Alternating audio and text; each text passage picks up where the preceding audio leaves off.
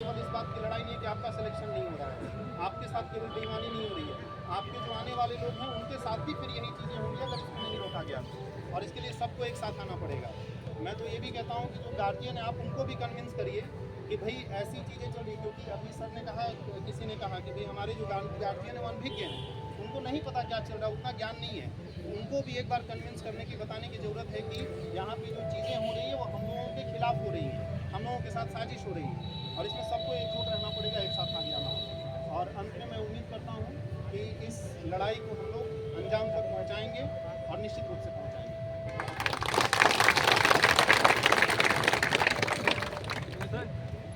Rohit sir आए हैं हजारीबाग से, कल से हम लोग के साथ है। रोहित सर भी कुछ कहेंगे, आप लोग सुनिए।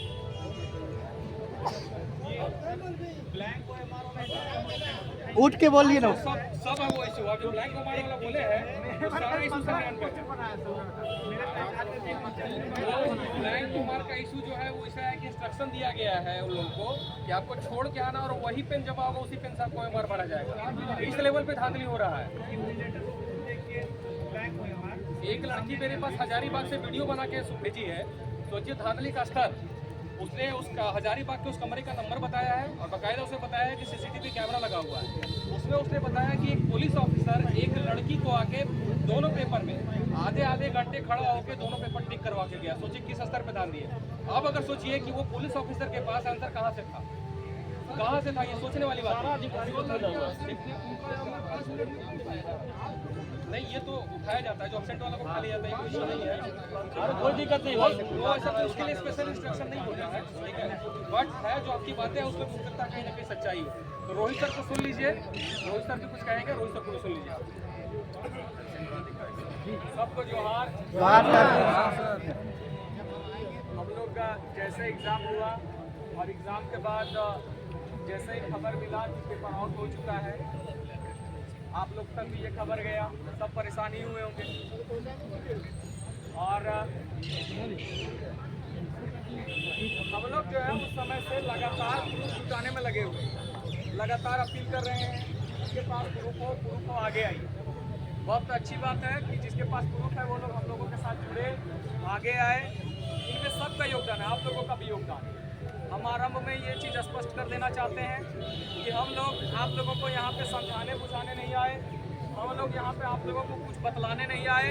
हम लोग आप लोगों के साथ हुए अन्याय में आप लोगों का साथ देने के लिए आए और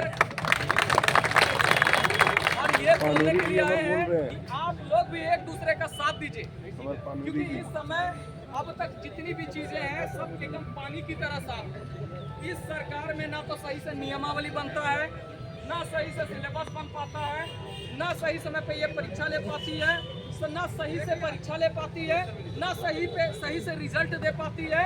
और उसके बाद भी इन चीज़ों को छोड़ दीजिए तो भ्रष्टाचार जो है एकदम चरम पे है, पेपर लीक हो जाता है। भैया रिजल्ट सालों साल पढ़ने वाले का नहीं बन रहा, एक रात पढ़ने वाले जो लोग हैं बाजी मारने में लगे हुए हैं। सबसे बड़ी बात समझिए कि 28 जनवरी को जब एग्जाम हुआ था तो बहुत बड़े पैमाने पे पेपर लीक हुआ। पेपर लीक होने के बाद जब लोगों ने आंदोलन किया तो जो 4 तारीख वाला पेपर था उसको कैंसिल किया गया, SIT गठित की गई। उस SIT का जो रिपोर्ट है बिल्कुल भी संतोषजनक रिपोर्ट नहीं है। कौन उसमें बड़े बड़े साजिश करता है, सब सही से सामने नहीं आ पाए। और फिर देखिए कि उन लोगों का सेटिंग करने वालों का मंसूबा कितना बुलंद है कि उन्होंने कहा कि अरे कोई कुछ भी हम लोगों का नहीं उखाड़ सकता है, लेकिन जे करना है कर ले, ये बात बोला गया है। और ये बात आप लोगों को भी मालूम होगा। और जिन लोगों ने 28 जनवरी को सेटिंग कराया था उन लोगों को पहले से ही बोल दिया गया था कि जब परीक्षा होगा तुम लोगों का नौकरी रखल है। और हम लोग को लगा कि भाई हो सकता है झूठ बात होगा, लेकिन 22 तारीख का जिस हिसाब से पेपर लीक का प्रूफ हम लोगों के सामने पहुंचा है, ये प्रमाण है कि भाई उन लोगों के पास जो पहुंच है ना उन लोगों का सच में बहुत बड़े स्तर तक पहुंच है। और ऐसे हालात में हम लोग को इस सरकार से कुछ भी सही होने का उम्मीद कर ही नहीं सकते। देखिए JPSC वाला मामला हो, म्युनिसिपल वाला मामला हो, चाहे और भी मामले हो, अभी जेट वाला भी मामला आप देख सकते हैं। सिलेबस बनाया है पूरा 5 कट्ठा का सिलेबस दे दिया है, जितना पढ़ना है पूछो छोड़ा। अरे जेट के वो डिग्री देगा और मैं बोल रहे हैं कि हमारा इंजीनियर भी चाहिए, डॉक्टर भी चाहिए, और बाद भैया हिस्ट्री ज्योग्राफी पॉलिटिक्स एक्सपर्ट भी चाहिए, सब चाहिए। समझ लीजिए कि सब कॉपी पेस्ट है और यहीं पे कॉपी पेस्ट करने में नहीं रुका, सीजीएल वाला जो परीक्षा हुआ है ओकरो में सवाल थर के कॉपी पेस्ट कर दिया। अब पता नहीं कौन एक्सपर्ट के एक दिन चुनता है सवाल बनावे ले, कौन एजेंसी का हायर करता है, एक दिन देता है कि हाँ परीक्षा वरीक्षा करवाना है। क्या इन लोगों की पूरी तैयारी होती है वो तो आप लोगों के सामने साफ है। देखिए अब तो इस सरकार में आप बिल्कुल उम्मीद नहीं कर सकते हैं कि चीज़ें फेयर होंगी, चीज़ें सही तरीके से होंगी। इसके लिए अब क्या करना है, आप लोगों को मुखर होना बहुत ज़रूरी है, आप लोगों को आगे आना बहुत ज़रूरी है, चीज़ों को रोकना जरूरी है, साफ साफ करना जरूरी है और आवाज़ सरकार तक पहुँचाना जरूरी है कि आप बस रहने दीजिए, तुमसे ना हो पाएगा, नहीं हो पाएगा, तुमसे ना हो पाएगा। ठीक है। अब भैया तो आप लोगों को बस हम लोग यही बताने के लिए आज यहाँ पे जुटे हुए हैं, सब लोगों को आगे आना है। सर ने जैसा कहा कि जब भी आप लोगों को बोला जाए आप लोग आगे आइए। और एक भाई अब तो सीजीएल के विद्यार्थी सिर्फ ठगे नहीं गए हैं, यहाँ हर एग्जाम हर परीक्षा के विद्यार्थी ठगे गए हैं, कोई भी ऐसा नहीं होगा जिसको नहीं ठगा गया है। चाहे साहब भाई पीजीटी वाला मामला उठाइए, चाहे और कोई भी मामला उठा लीजिए, कोई भी ऐसा एग्जाम नहीं है जिसमें गड़बड़ियों का मतलब गड़बड़ियों की बात सामने नहीं आई। हाँ, लोग मुखर होकर के बोल नहीं पाए तो बातें दबने लग गई। इसीलिए इस बार आप लोगों से आग्रह है कि आप लोग आगे आइए और खुल करके अपनी बातें रखिए और बिना डरे रखिए। हम लोगों को डराने के लिए उपाय किया जाता है, हम लोगों को हिम्मत देने के लिए उपाय नहीं किया जाता। इस सरकार ने क्या किया, तरह तरह के नियम लगा दिए और नियम लगा करके जो विद्यार्थी है उनको डराया गया ताकि कोई जो है वो किसी के पास अगर कोई प्रूफ है तो वो भाई भेज ना पाए, प्रूफ सामने ना रख पाए, इतना डरा दिया गया सबको। इसके बाद भी वो नहीं थमे, उन्होंने इंटरनेट बंदी कर दी।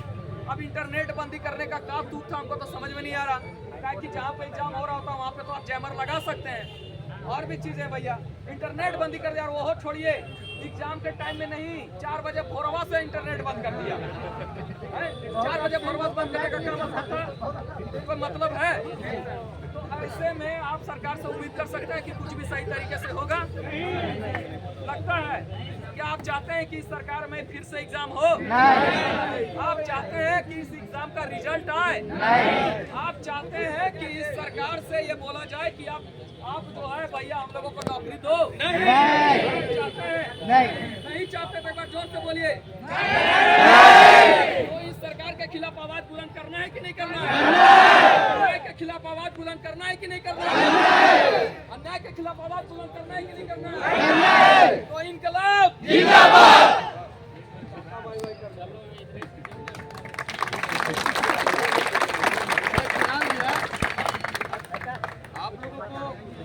आप लोगों को ये जान के बड़ा अजीब लगेगा, परसों दिन जब हम एविडेंस की तलाश में जब सड़क पे भटक रहे थे, आप लोग परीक्षा दे रहे थे, लेकिन हम लोग कुछ सर लोग जो है एविडेंस की तलाश में भटक रहे थे कि कहीं कुछ मिल जाए, कहीं कुछ मिल जाए। ठीक है, जोर से बीच में तो जब हम लोग बीच में आ जाइए,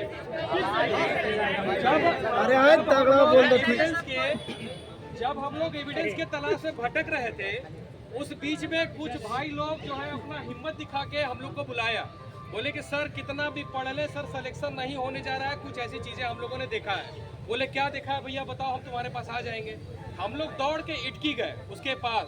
उसके बाद उन्होंने अपने माध्यम से जो सेटर वगैरह जो लोग थे उन लोगों के माध्यम से जो बात कराया, अननोन बन के, मतलब सुनने के बाद मेरा दिमाग हिल गया। और सच्चाई ये है कि उन्होंने जो जो बताया उस सेटर ने उसको सारी अंदर की खबर पता थी, क्योंकि कहीं ना कहीं अंदर सबको थोड़ा बहुत आज की डेट में पता चल ही जाता है क्या चल रहा है, सब कुछ एग्जैक्टली कि क्या हो रहा है अंदर नहीं हो रहा है। मतलब हमारा पेपर दिल्ली से हरियाणा से होते हुए काठमांडू तक पहुंच गया। आप लोगों को सुन के बड़ा अजीब लगेगा, पेपर घूम रहा है।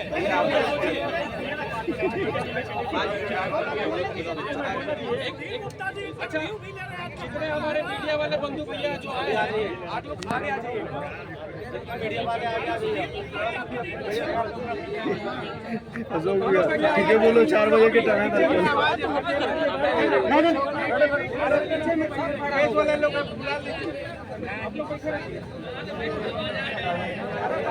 बैठे रहिए भैया, बैठे रहिए।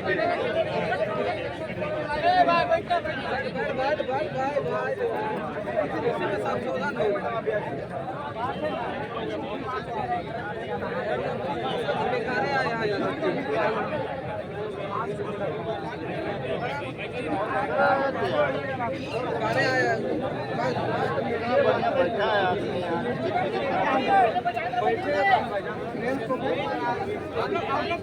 आप लोग बैठे रहिए।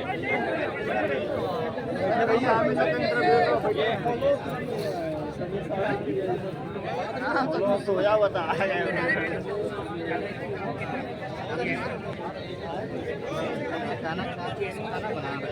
अचानक से सरकार ग्रुप में मैसेज आया